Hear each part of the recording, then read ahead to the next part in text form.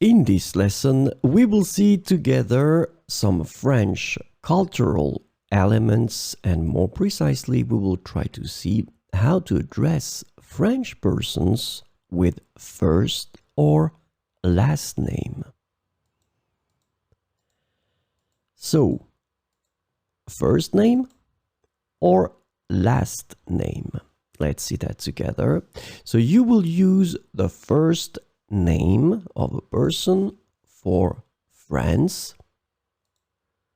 family, close colleagues, and neighbors.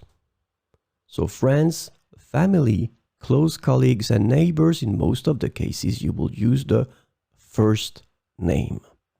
So people you know well.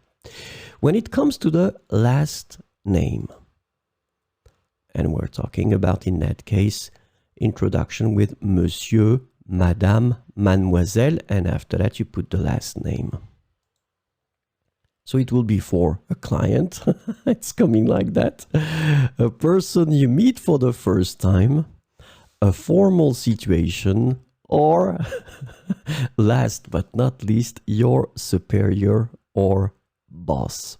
So remember, last name, well, preceded by monsieur, madame. Need to be careful with mademoiselle nowadays, but monsieur and madame.